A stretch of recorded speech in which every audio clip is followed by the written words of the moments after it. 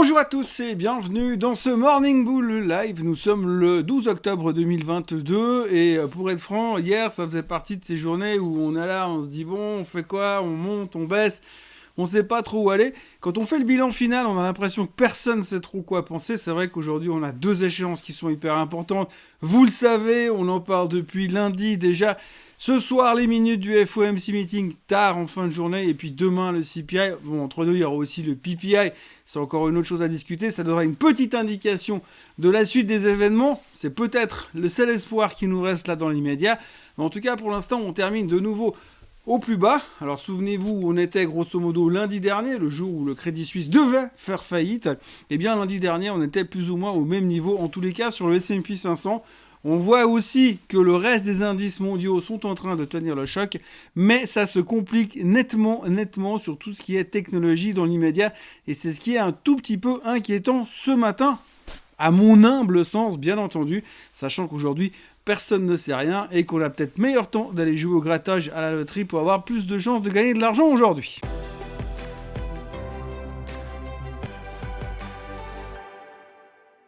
Donc une chance au grattage, une chance au tirage, eh bien on verra ce qui lancera ce soir et demain. D'abord il faut commencer à parler évidemment que ce soir il y aura les minutes du FOMC meeting. Alors où on en est et qu'est-ce qu'il faut penser de ces foutues minutes? Parce qu'il faut quand même bien comprendre une chose aujourd'hui, c'est que les minutes du FOMC meeting, elles datent d'il y a plus ou moins un mois en arrière. Hein. Donc il y a un mois en arrière, les mecs se sont réunis, ils ont discuté pendant 2 jours, ils sont arrivés à une conclusion qui montait les taux de 75 basis points. Et puis à partir de là, ils ont raconté plein de trucs sur ce qu'ils pourraient éventuellement peut-être faire de l'avenir et qu'est-ce qu'ils allaient faire dans 1 mois ou dans 2 mois ou peut-être dans 5 ans. Toujours est-il que ce qu'ils ont pris comme décision, les mots qu'ils ont dit, les expressions qu'ils ont utilisées et les réflexions qu'ils ont faites il y a un mois, eh bien, durant ce mois, ils ne savaient pas ce qui s'est passé entre mi-septembre et mi-octobre, puisqu'on était avant, puisque c'est des données du passé. Donc les mecs, ils se sont basés sur ce qu'ils savaient, on va dire, mi-septembre. Et aujourd'hui, mi-octobre, qu'est-ce qu'on sait ?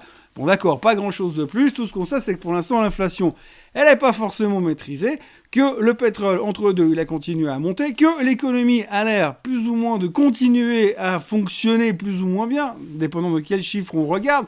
L'emploi cartonne toujours pas mal. Par contre, pour ce qui est des chiffres bruts de la production et de ce qui est manufacturier, ça a l'air de ralentir un tout petit peu. Donc, on n'a pas les mêmes données. On n'a pas la même photo qui leur a permis d'avoir ces discussions et ces expressions utilisées il y a un mois en arrière. Donc aujourd'hui, ce qu'on va lire ce soir, il faut quand même bien être conscient, c'est d'un truc qui date d'il y a un mois. Et entre deux, il s'est passé plein de choses. Et donc nous, on va quand même interpréter ce qui a été dit il y a un mois pour savoir ce qu'éventuellement peut-être la Fed pourrait faire demain, après-demain ou dans 3 semaines.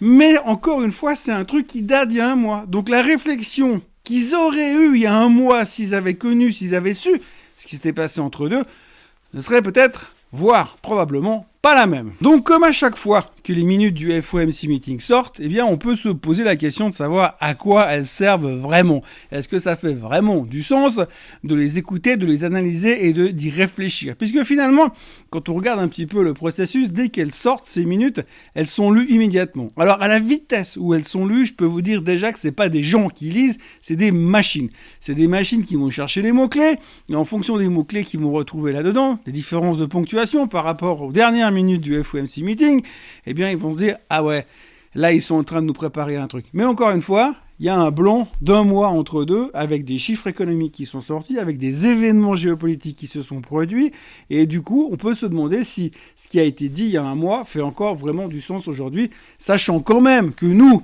les investisseurs, aujourd'hui, on a une vision dans les grandes lignes à 48 heures maximum, et que là, on est en train de se baser sur un sur une histoire, sur un tracking, sur un rapport qui date tout simplement il y a un mois. On peut se demander si vraiment ça vaut la peine de s'exciter. Alors je ne sais pas si ça vaut la peine de s'exciter, toujours est-il que le marché est très préoccupé par ça, et on l'a vu hier, il n'a pas fait grand-chose. Alors ce qu'il faut retenir sur le marché aujourd'hui, et c'est un petit peu la réflexion que je me fais ce matin, parce qu'il n'y a pas grand-chose à raconter, donc il faut que je vous meuble un petit peu l'histoire.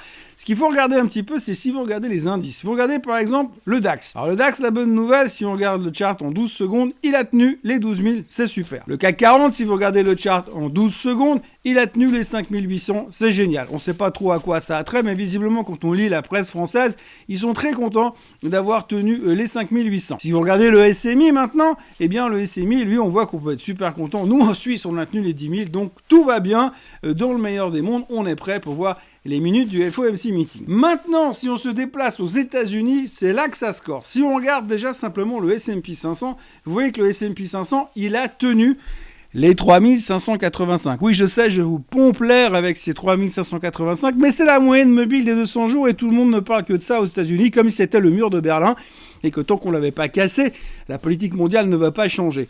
Donc pour l'instant, les 3585 sont en mur et ils tiennent. Et on l'a encore vu hier soir, on s'est arrêté à 3 points de ce niveau-là.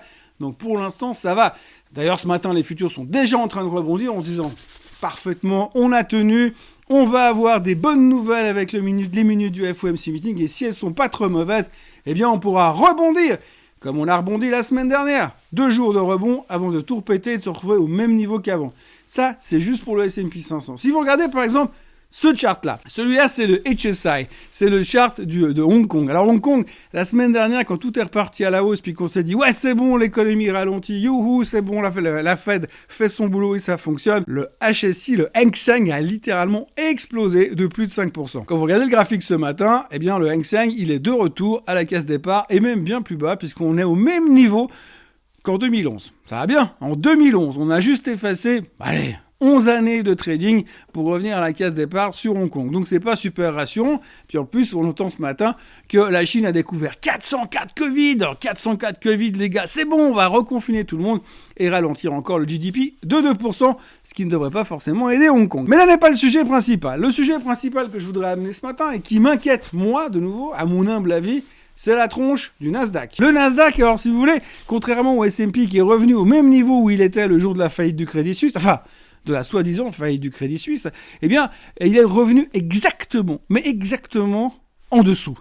Nettement en dessous, on a cassé, le Nasdaq a cassé, et surtout, le SOX a cassé. Le SOX a cassé, on a vu profit warning chez AMD, on a vu aussi qu'il y a des rumeurs, en tout cas, des rumeurs, on sait ce qu'on valent les rumeurs, mais il y a des rumeurs comme quoi Intel licencierait une montagne de personnel dans les prochains temps, 10% du staff, 12 000 personnes qui tomberaient au chômage, ce qui serait plutôt pas mal pour l'histoire de ralentir l'économie du côté de la Fed.